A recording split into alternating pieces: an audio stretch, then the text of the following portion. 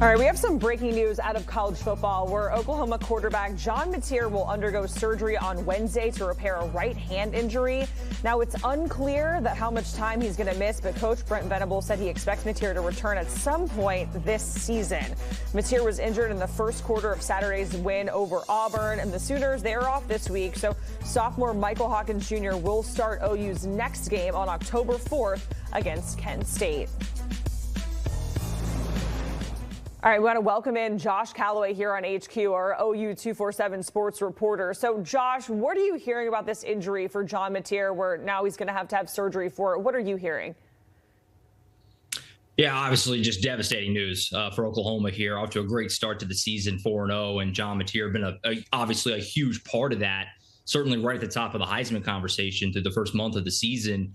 Hurt his throwing hand in the first quarter against Auburn on Saturday. It was a thumb injury, obviously on that right throwing hand. He played through it in that game, which can kind of explain a little bit of why he was a little bit of a slow start in that game, had a much better second half, found a way to get the Sooners over that hump and obviously get that big win.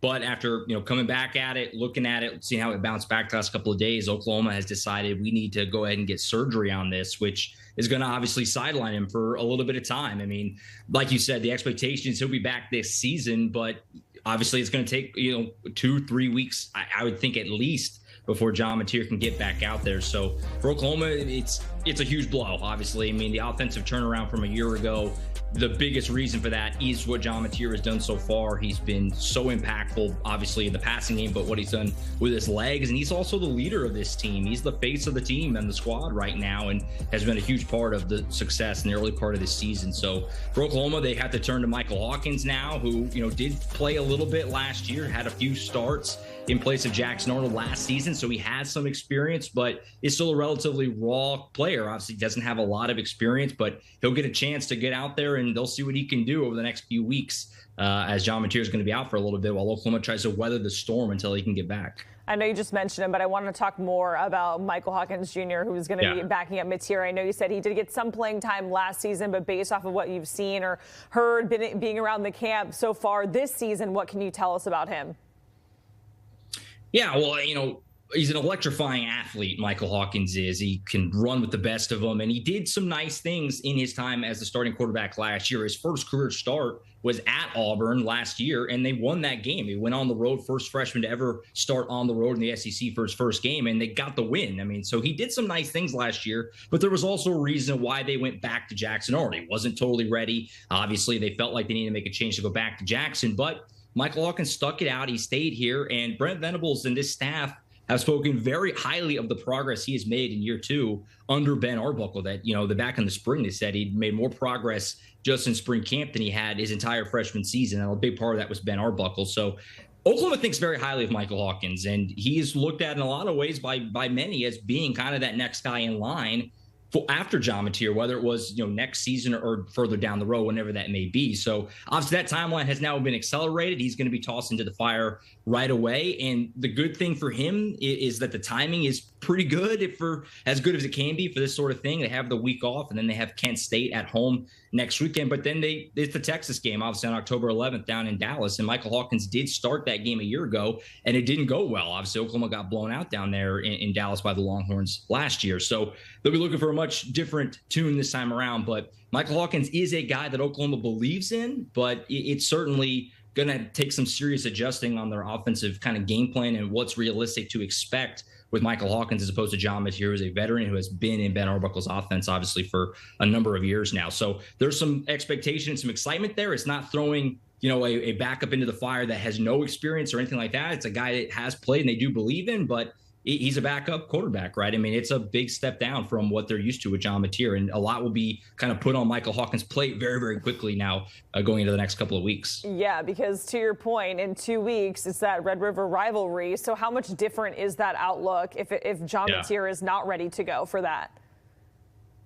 Well, yeah, I mean, obviously you're talking about, I think if the game were to be played this weekend, I would venture to say Oklahoma might be favored in that game against Texas, the way both teams have kind of started out the year.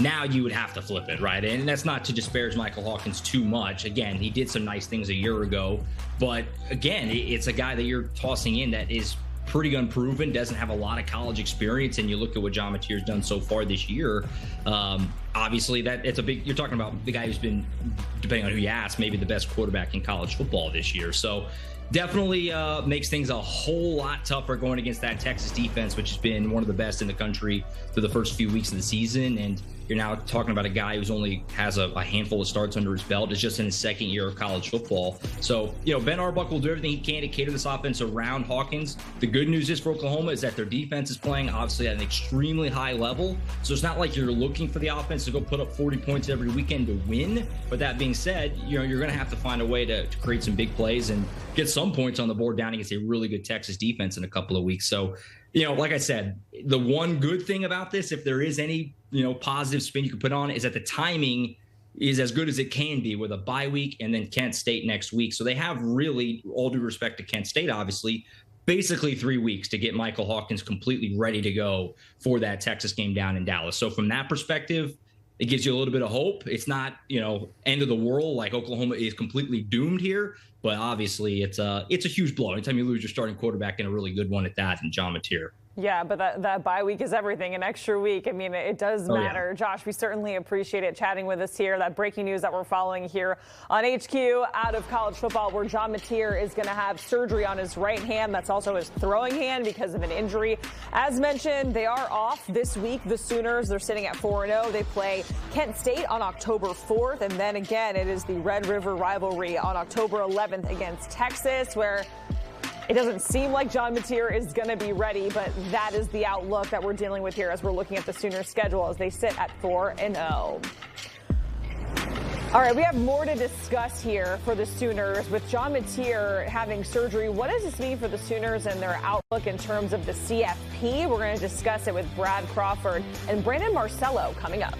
All right, let's welcome in our college football analysts, Brandon Marcello and Brad Crawford. Guys, great to see you. Of course, we're thinking 12 steps ahead, right, in terms of the CFP and what this means for OU. So, Brad, I'll come to you first here.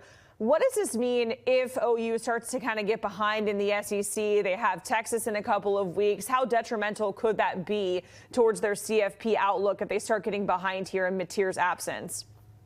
Yeah, the key factor for me, Jacqueline, is how significant is this wrist injury? Are we talking about a serious surgery where he's out a month? Is he out 3 weeks, maybe 6 weeks?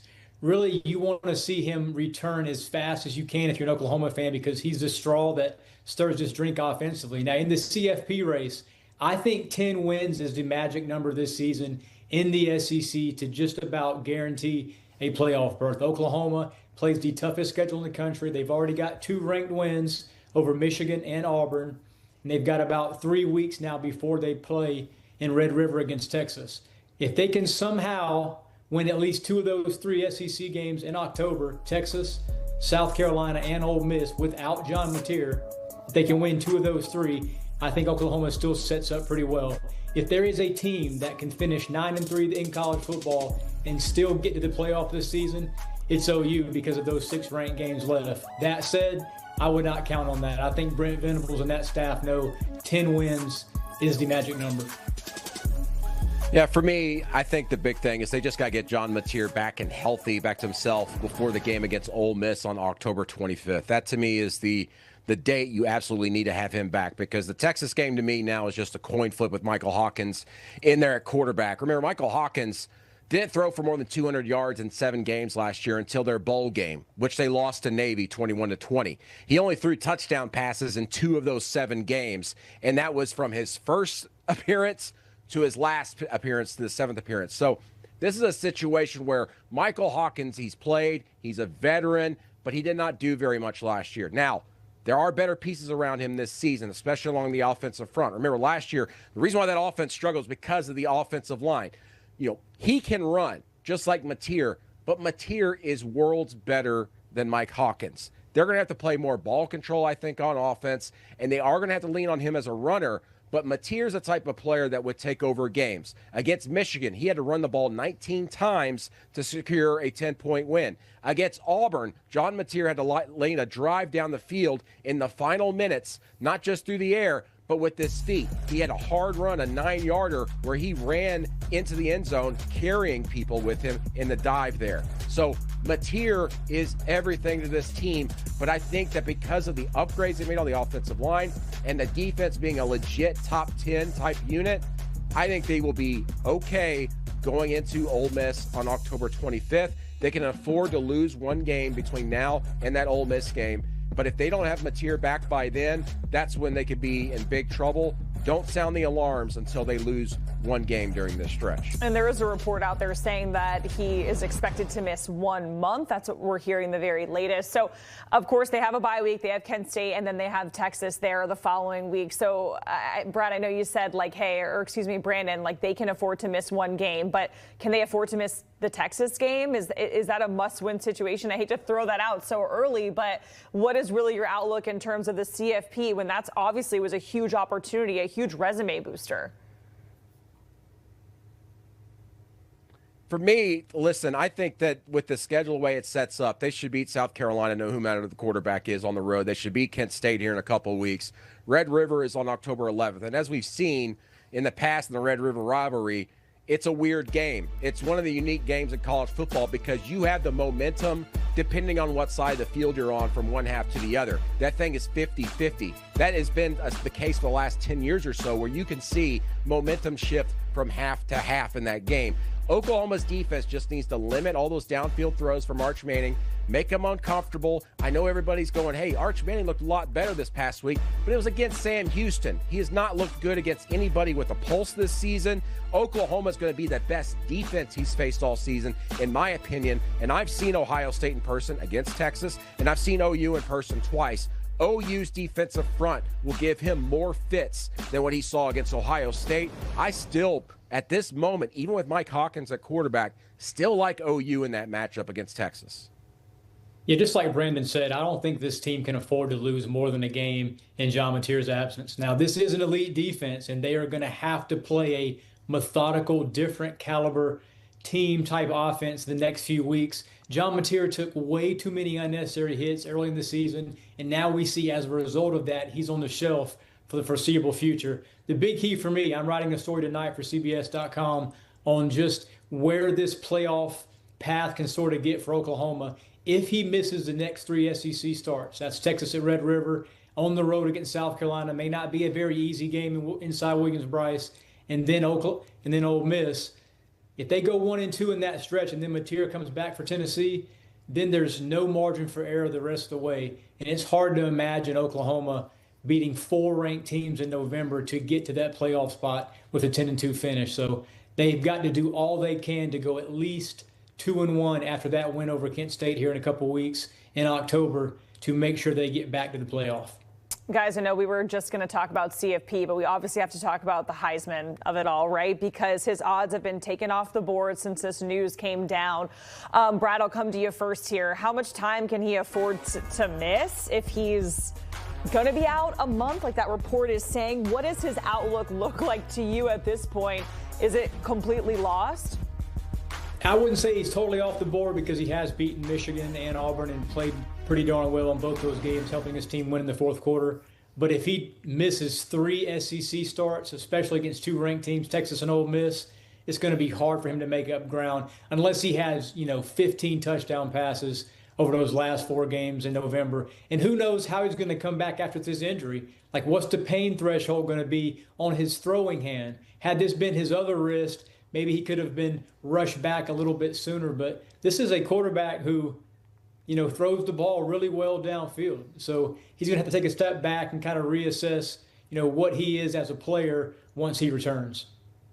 I think with him being out now, this opens things up maybe for a non-quarterback to potentially win it. Because right now we've all been talking about quarterbacks. Carson Beck, John Mateer, and now Francis Mendoza, who does lead the odds on most sports books to win the Heisman Trophy.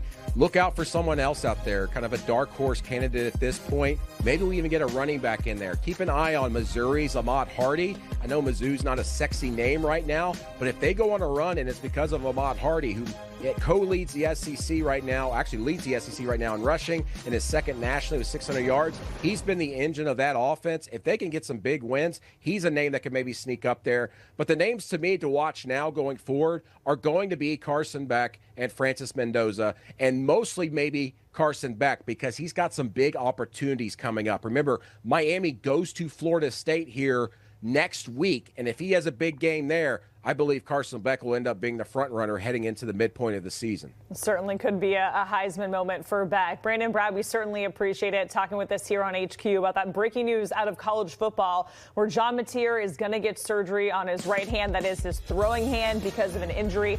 There's a report out there saying that he could miss a month. We'll see. We'll keep you posted. And of course, the conversation continues. Our crew is certainly going to touch on this topic over on College Football Insiders. You can watch right now by scanning that QR code on your screen.